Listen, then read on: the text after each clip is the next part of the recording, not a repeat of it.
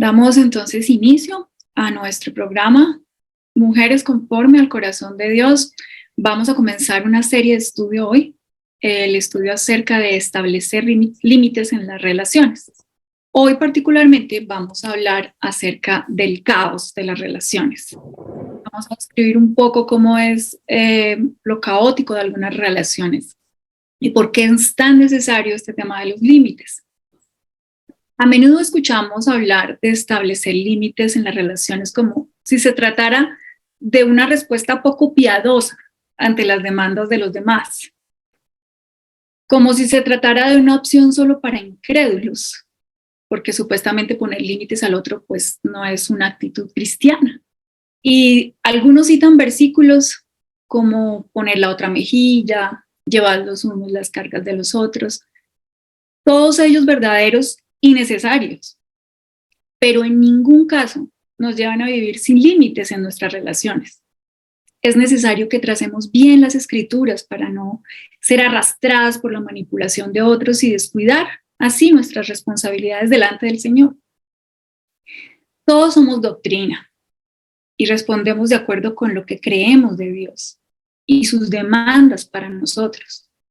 El desequilibrio en nuestras relaciones nace de una confusión acerca de lo que es nuestra responsabilidad, nuestro dominio, de lo que daremos cuentas al Señor. Dominio en cuanto a lo que está dentro de nuestros linderos. A menudo te sientes abrumada por el desequilibrio en tus relaciones.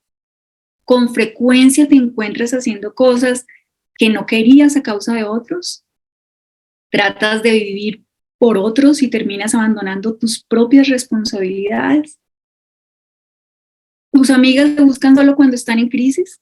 ¿Te cuesta decir no porque piensas que puedes herir a otros? ¿Con frecuencia tienes la sensación que alguien tira de ti? Así es el día, o un día en la vida de alguien que desconoce sus linderos de responsabilidad y por ende no sabe establecer límites en sus relaciones. Sus familiares suelen descargar sus responsabilidades en ella. Sus jefes o compañeros la utilizan para escalar posiciones o evadir sus propias responsabilidades. Sus amigas o sus seres amados le hacen sentir culpable por la soledad, la depresión o sus problemas en general. Su esposo proyecta su frustración y ansiedad en ella a través de la culpa. Sus hijos la absorben por completo, logrando que ella viva sus vidas. Alguien siempre está tirando de ella. Pero este es un lado del desequilibrio.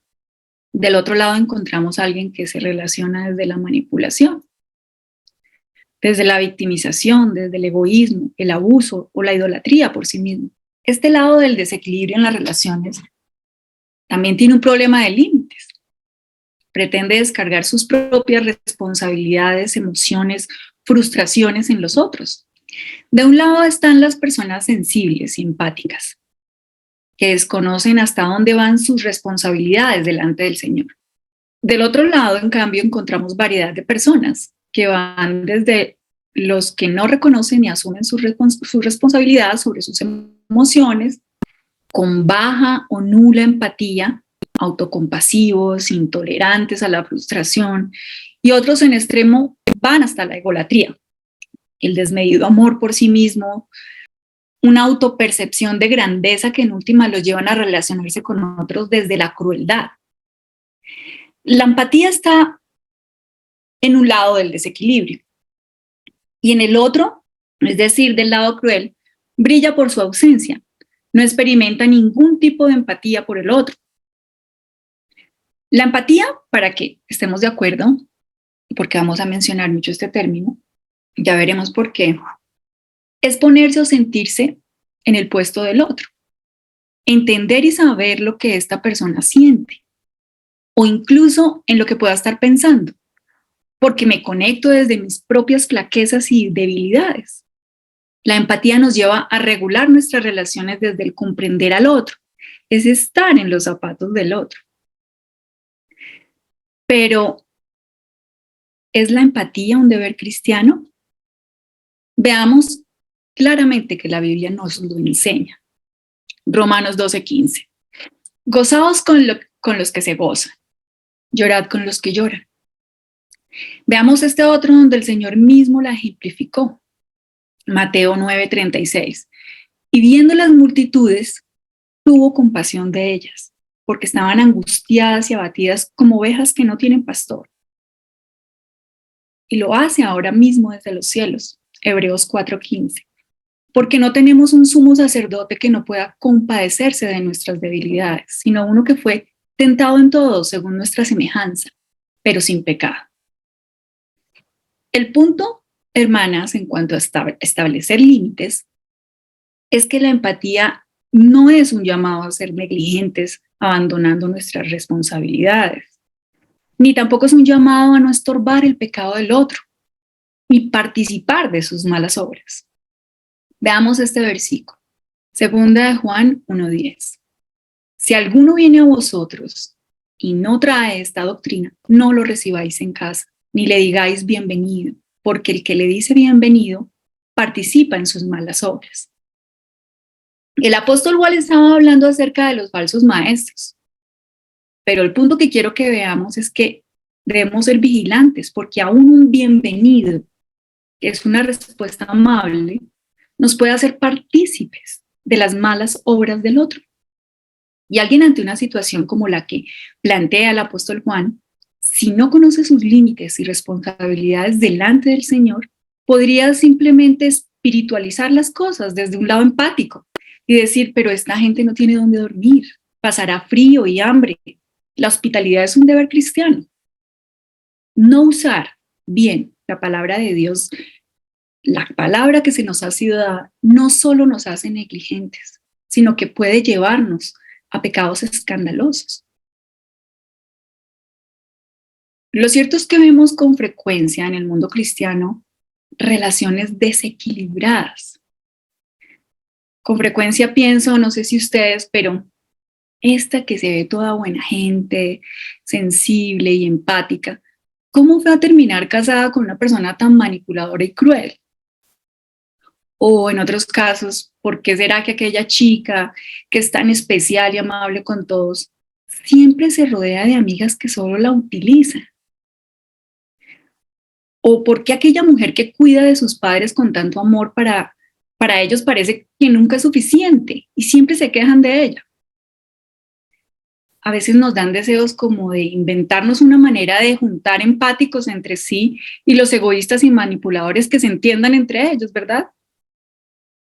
Pero lo cierto, hermanas, es que no es casualidad, ni mala suerte, ni simples ironías de la vida.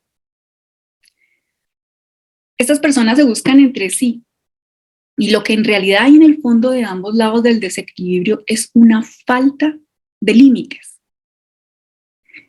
Vivimos en un mundo narciso, donde el egoísmo, el culto al yo, el desmedido amor por sí mismo, acompañado de un sentimiento de grandiosidad, la falta de empatía y la crueldad, están a la orden del día. Y algunas de estas características son incluso vistas como una virtud, pero hay de los que llaman al mal bien y al bien mal, que tienen las tinieblas por luz y la luz por tinieblas, que tienen lo amargo por dulce y lo dulce por amargo. Es lo que nos dice Isaías 5:20. Es contradictorio, porque el mundo se queja de los narcisos, mientras aplaude la cultura narcisista en la que vivimos. Analizar lo que hay en el fondo de cada lado del desequilibrio nos puede ayudar a ver con más claridad por qué debemos estar vigilantes y poner límites para no ser partícipes de malas obras. Quiero hacer claridad sobre algo antes de ahondar en esto. Y es que no estamos queriendo decir que lo que hay de un lado del desequilibrio en las relaciones es una persona extremadamente buena y del otro un perverso narcisista. Lo cierto es que todas nosotras y en general todas las personas tenemos rasgos ególatras desde la caída. Lo que sucedió con Adán y Eva en el Edén cambió el objeto de adoración del hombre.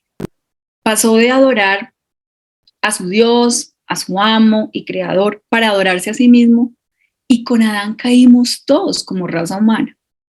Ahora, por efecto de la caída, el hombre es adorador de sí mismo. De modo que este estudio no es para clasificar el mundo entre buenos y malos, entre empáticos y narcisos, porque todos somos pecadores. En ambos lados de este desequilibrio en las relaciones hay pecadores. Recuerdo el título de un libro de autoayuda que dice: dime cómo satisfaces tu necesidad de ser importante y te diré quién eres. Y lo menciono porque esto revela una realidad. En ambos extremos del desequilibrio hay un deseo de ser importante. Vanagloria personal, de un lado, ser reconocido por bueno, empático, amable, y del otro por quienes ellos imaginan que son.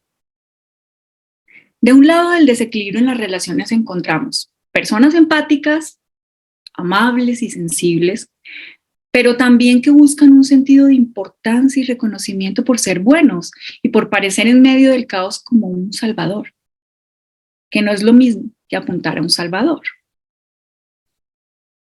Del otro lado del desequilibrio en las relaciones encontramos personas que se relacionan desde el victimismo, no toleran las frustraciones de la vida y las proyectan en el otro. No se cuestionan nada sobre sí mismos y siempre vuelcan su responsabilidad sobre los demás, generando culpa. Ya podemos ver cómo es que no es suerte o una ironía de la vida que este tipo de personas se atraigan para tener amistades, compañerismo laboral o matrimonios. La columna vertebral de estas relaciones es la codependencia emocional. Es una especie de simbiosis. El pecado del uno se alimenta del pecado del otro. Yo satisfago mi necesidad de ser importante desde la empatía y tú satisfaces tu necesidad de ser importante desde lo que crees que eres y me usas, de lo que crees que mereces y me usas. Muchos profesionales de la salud mental culpan a la tradición judeocristiana por este tipo de desequilibrio en las relaciones. Y contrario a ser una actitud piadosa, no poner límites es un oprobio para el evangelio. No es bueno espiritualizar el hecho de no poner límites. Analizamos entonces más a fondo un extremo del desequilibrio. Extremo quiero decir que no es el general, no es una regla, que lo que hay del otro lado del empático es un narciso, pero sí es un extremo. Un extremo. Y si conocemos este extremo, fue la herramienta que quise usar para poder llevarles un poco y comunicarles el caos que hay en lo que nosotros muchas veces tratamos de espiritualizar con nuestras actitudes aparentemente piadosas. Entonces, un extremo es el narcisismo. ¿Qué es el narcisismo? Bueno, los griegos nombraron el mundo. Los griegos nombraron el mundo y lo sabemos. La psicología adoptó muchos términos de la mitología griega para nombrar fobias, trastornos, como es el caso del trastorno narcisista de la personalidad. El término narciso proviene de la mitología griega y alude al mito de Narciso. La leyenda habla de un joven hermoso que enamoraba a las mujeres con su belleza, pero a todas las rechazaba y las sometía a vejámenes. Némesis, la diosa de la venganza, airada por la vanidad de Narciso, le castiga, haciendo que se enamore de su propia imagen reflejada en el agua. Narciso pasaba mucho tiempo admirando su propia imagen, a tal punto que se sumerge en el agua para tratar de alcanzarla y muere ahogado. Ni trastorno ni mito, ¿verdad? Estamos de acuerdo. El narcisismo es un pecado abierto contra Dios, contra un Dios 3 veces santo. Pero lo cierto es que tanto la mitología griega como la psicología nos muestran realidades que nos pueden ser muy útiles. Realidades de este pecado que lleva al hombre a entablar relaciones tormentosas. El excesivo amor por sí mismo puede llevar al hombre al suicidio. El ver el otro como el espejo donde se admira, desde lo que es capaz de despertar. Y bueno, quiero con toda esta descripción, más que enredarlas, ¿cierto? En todos esos campos de la mente que pueden ser tan oscuros, podamos quitarle un poco las máscaras que tiene el pecado, porque a veces solo vemos una parte del pecado, el otro me necesita, el otro no puede con las frustraciones de la vida, lleva una carga muy pesada y salgo a ayudarlo, ¿verdad? Ese es el propósito, con tratar de ahondar un poco en este enredo, porque finalmente es un enredo caótico. Pero no nos vamos a complicar, vamos a verlo con paciencia. El excesivo amor por sí mismo puede llevar al hombre al suicidio. El ver al otro como el espejo donde se admira desde lo que es capaz de despertar, ¿cierto? Me siento bien cuando me miro al espejo porque me luzco bien. Esa es una manera, ¿verdad? Quizás Narciso se veía en el agua y veía su imagen y le gustaba mucho y estaba enamorado de él. Pero hay otra forma de vanidad. Finalmente, como dice Eclesiastés, vanidad de vanidades. Hay muchas expresiones de la vanidad. Todo es vanidad. Entonces, alguien puede, desde la forma como se relaciona con el otro, usar al otro. Mi vanidad puede ser que me siento o me considero una mujer supremamente inteligente. Y a medida que veo que un hombre se asombra con mi inteligencia, se abruma, se encanta con mi inteligencia, pues me gusta mucho esa relación para eso, ¿cierto? Para admirarme. Es un espejo donde yo me admiro. Vamos a tratar de desentrañarlo. No es tan difícil. Piensa mal y acertarás, dice un amigo por ahí. El ver al otro como el espejo donde se admira desde lo que es capaz de despertar. Esa misma obsesión por sí mismo lo obnubila en todas las áreas de su vida. No puede enfrentar las frustraciones de la vida porque siente que no las merece, que todo debería resultarle bien porque la grandiosidad está en él, es innata a él. Y no en lo que él hace. No enfrenta sus responsabilidades porque no las identifica como tal. Él no es responsable de nada, sino merecedor de todo lo bueno. Se relaciona con otros desde esa idolatría por él mismo. El otro es un objeto que utiliza para reducir esa disonancia, eso que no cuadra, eso que hace ruido entre su realidad y la imagen idealizada que él tiene de él mismo. Porque, repito, no está adherido a una realidad. Es decir, el narcisismo no es porque tengo muchos logros o porque hago las cosas de esta manera y las obtengo. No, este narcisismo del que estamos hablando, el narcisismo, que es de lo que estamos hablando, se refiere más a algo que es innato a mí, que yo lo poseo, que lo merezco, que no tengo que mover un dedo, entonces no tengo responsabilidades, ¿verdad? Y lo merezco todo. Las frustraciones de la vida, no, yo tengo derecho a algo más, algo mejor, no las merezco. Se relaciona con otros desde esa idolatría, ¿verdad? Pero hay algo que le hace ruido, mucho ruido. Uno es la imagen idealizada que yo tengo de mí mismo y otra es mi realidad, ¿cierto? Mis logros, la realidad que me rodea en general. Entonces, ese ruido en el que vivo, esa disonancia en la que vivo, es desde la que me relaciono. Entonces, ¿cómo se relaciona con otros ese narciso? Desde la culpa y el victimismo. Esto que me está pasando, esta realidad que no cuadra con el ideal que yo tengo de mí mismo, es tu culpa. Es tu culpa. Mi frustración, eres tú el que me la tiene que cambiar. Seduce a su presa desde su exagerado amor propio. Su presa claramente debe ser alguien que quiere ayudar al otro con sus problemas y frustraciones, ¿no? No es cualquier presa. No voy a escoger a otro narciso. Alguien que ante el caos quiera presentarse a sí mismo como un salvador. Él identifica a su presa, primero. Se exhibe como un pavo real y después que su presa cae, se aleja, rechaza. Y el otro, una vez seducido, se vuelve objeto de manipulación y chantaje. Un excelente cuadro de codependencia acabamos de tratar de explicar. Los griegos plasmaban realidades en su mitología. De ahí que haya nombrado el mundo y que se suelen usar palabras de la mitología griega para nombrar muchas situaciones.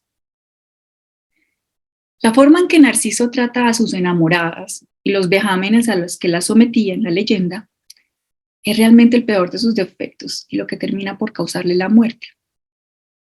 ¿Por qué un excesivo amor por nosotros mismos, acompañado de un sentimiento de grandiosidad, puede llevarnos a la muerte? Y yo les devuelvo la pregunta. ¿No es la muerte vivir así? Vamos a ver cómo identificar este tipo de perfiles. Pero antes tengamos una claridad. Unas veces podemos movernos desde un lado de la falta de límites, pero como somos tan cambiantes, lo único inmutable, Dios, otras veces podemos movernos desde el otro lado de la falta de límites. Es decir, unas veces podemos relacionarnos desde la empatía, pero quizás a causa de algo que nos sucede o a causa de que simplemente somos cambiantes, me relaciono desde el lado ególatra. Pero, ¿para qué identificar este tipo de perfiles? No porque yo encuadre necesariamente en uno siempre o en otro, pero por lo menos nos va a ayudar a identificar esas circunstancias, a quitarle el engaño y la mentira que hay en esas relaciones codependientes que tratan de, a que al espiritualizar tratamos de verlas como que el otro está sirviendo al otro y está sufriendo al otro por el otro a causa de Cristo. No es real. A menudo escuchamos en las noticias casos de abuso y violencia intrafamiliar. Es mucho, ¿no? Y terminan en muerte. Confío que todas acá estamos lejos de estar en una relación así. Y cuando las autoridades y los profesionales de la salud mental entran a indagar y analizar, a menudo escuchamos que el abusador tenía rasgos de narcisismo y los psicólogos lo diagnostican como un posible caso de trastorno narcisista de la personalidad. Luego miramos las imágenes del agresor en televisión y vemos, o en los periódicos, y vemos que en algunos casos se trata de un hombre de apariencia horrible, sin educación y algunos sin trabajo. Y nos preguntamos, ¿cómo alguien con estas características posee rasgos de narcisismo? Nos confunde, ¿verdad? Porque a menudo nos imaginamos que el narcisismo está relacionado solo con la vanidad estética, con éxitos profesionales o empresariales, que el narcisismo se da a personas que claramente ostentan estas características. Quizás porque lo relacionamos con la leyenda, pero va más allá. Vanidad de vanidades, muchos tipos de vanidad, todo es vanidad. En unos casos será así, pero no es una señal inequívoca, porque el narciso lo es desde el corazón, es decir, independiente de la realidad que vive, de la realidad que evidencia y que nosotros vemos. Esto nos puede ayudar un poquito a no estar como tan equivocados tratando de decir, no, no puedes tener unos rasgos narcisistas o ególatras, no cuadra, ¿no? No me cuadra. Eso nos ayuda a desenmascarar esta mentira. El objeto del narcisismo no es nada que el individuo hace o produce, sino algo que considera innato. Los rasgos más marcados en este tipo de personas son el victimismo, la intolerancia a la frustración y la falta de empatía. Veamos algo. Las tres tienen en común una raíz de falta de límites. De hecho, muchos psicólogos reconocen que un infante que es criado sin límites es un potencial adulto narcisista. El que se victimiza y es intolerante a la frustración, claramente no conoce los límites hacia adentro, lo que es su propia responsabilidad y dominio, y por lo que tendrá que dar cuentas al Señor. Esta actitud los lleva a culpar siempre a los demás y a las circunstancias. Si alguien no reconoce sus responsabilidades, terminará culpando a sus padres, amigos, a su pareja, a las circunstancias y hasta a Dios. ¿De qué los culpa? De la frustración por su realidad. No es lo que merece, ¿verdad? Quien consciente o practica esto en su vida, necesariamente terminará por anular la empatía, el afecto natural, ¿verdad? Porque somos empáticos desde nuestra propia debilidad y flaqueza, que es una realidad. Pero si esa autoimagen está tan idealizada, tan fuera de la realidad, pues no tengo flaquezas y debilidades, porque voy a ser empático. Podemos ver. El Señor nos lo advirtió. Veamos esto en Timoteo 3, 2:8.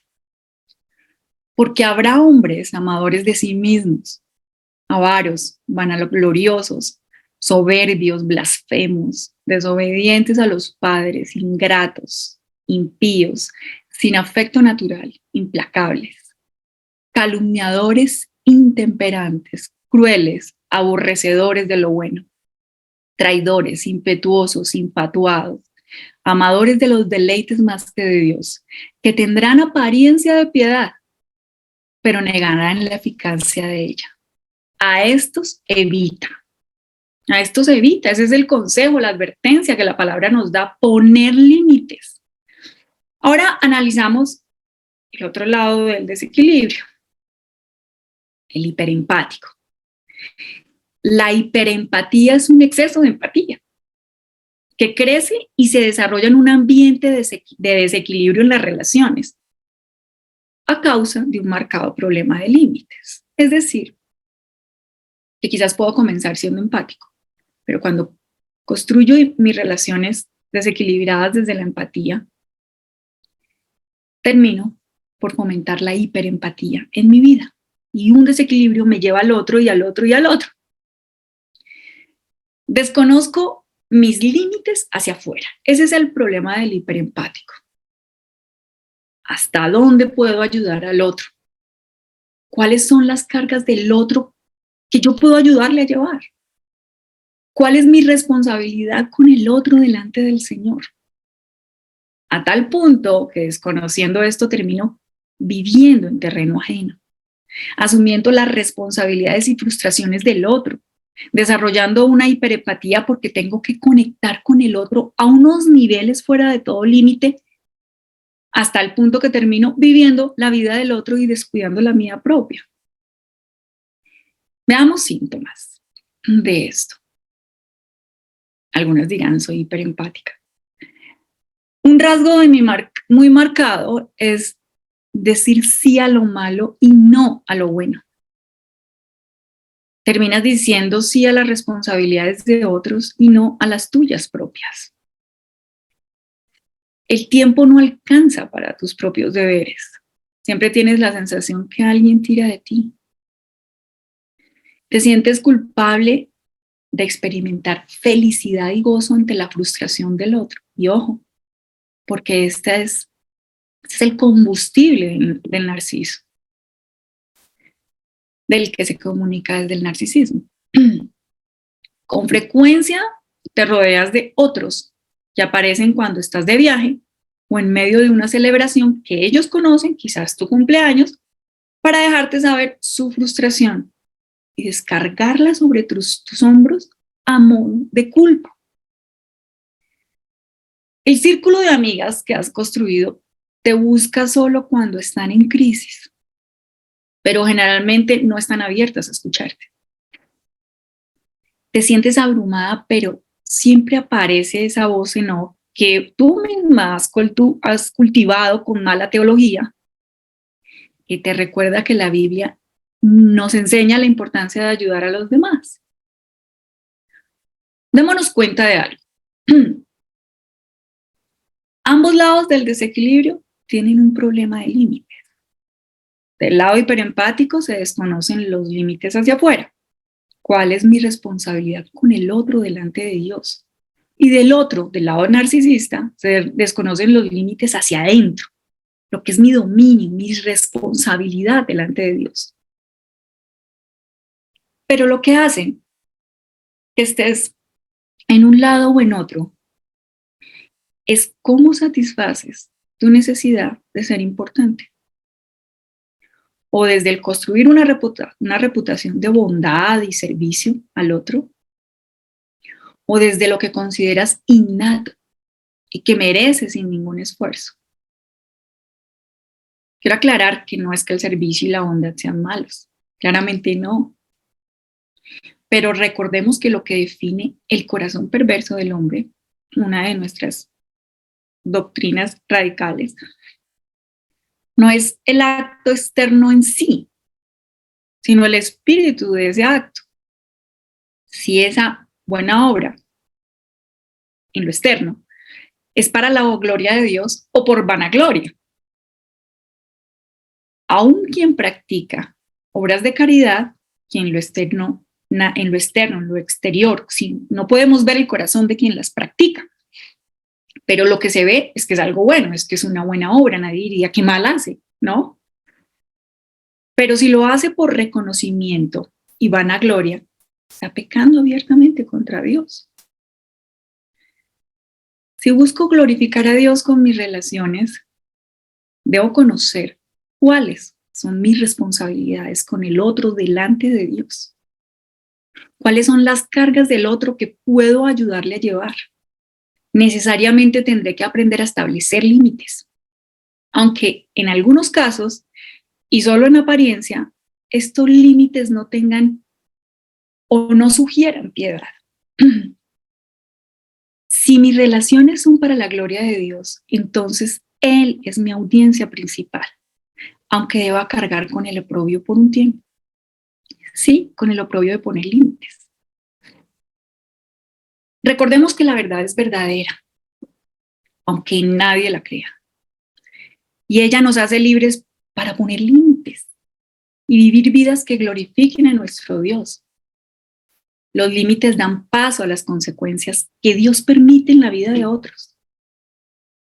Veamos este proverbio. Proverbios 19:15.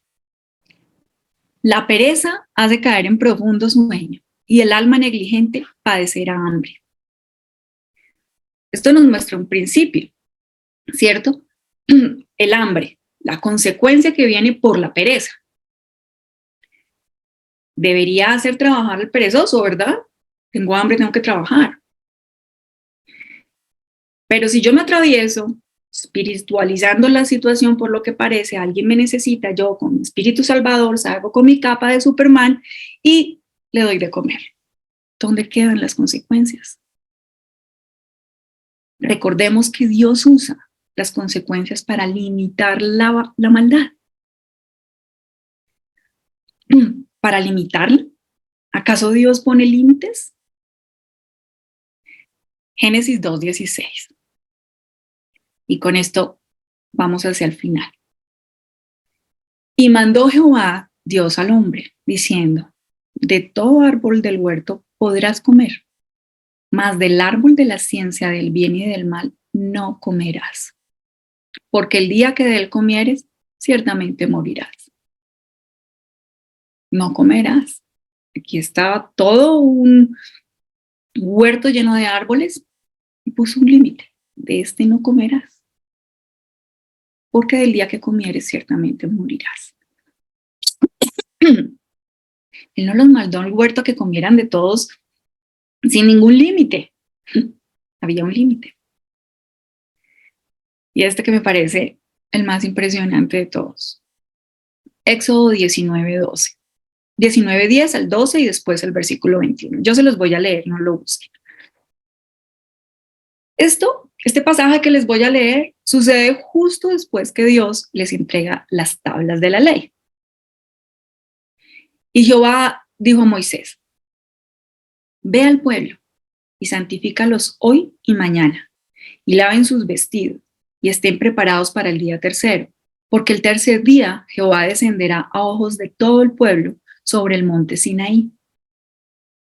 Y señalarás término al pueblo en derredor, diciendo: guardaos, no subáis al monte ni toquéis sus límites. Cualquiera que tocara el monte de seguro morirá. Versículo 21.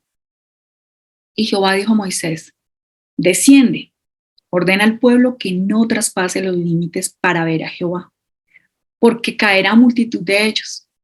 Y también que se santifiquen los sacerdotes que se acercan a Jehová, para que Jehová no haga en ellos estrago.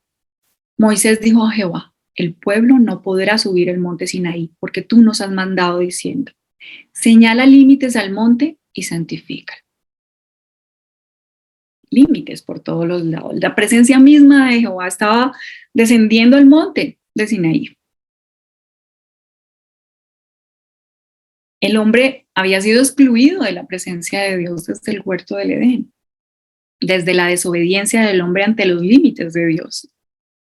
El hombre está separado de Dios. Hay un abismo entre Dios y el hombre a causa del pecado. Dios es un Dios 3 veces santo y nada puede tener que ver con el pecado. En el monte de Sinaí, el Señor le dio las tablas al pueblo de Israel. Representa la gran verdad de que el hombre no puede acercarse a Dios por medio de la ley. Les da la ley, llega con su presencia al monte, pero no se pueden acercar. La ley está para mostrarnos nuestra incapacidad de cumplirla y la necesidad de un Salvador. Dios, hermanas, es un Dios de límites. Oremos para terminar. Gracias, Señor, por este tiempo. Gracias por tu palabra, Señor, que es luz en medio de tanta dificultad. Te ruego por cada una de las que estamos aquí reunidas. Guíanos, Señor, guárdanos de una mala teología, de ser negligentes en conocerte, Señor, y en vivir tu palabra, en usarla mal y ser mal testimonio ante el mundo. Te ruego, Señor, por las que estén atravesando relaciones tormentosas. Obra esta verdad, Señor, que vamos a seguir estudiando en cada corazón y haznos libres, Señor, para poner límites en nuestra relación. Te lo oramos en el nombre de Cristo. Amén.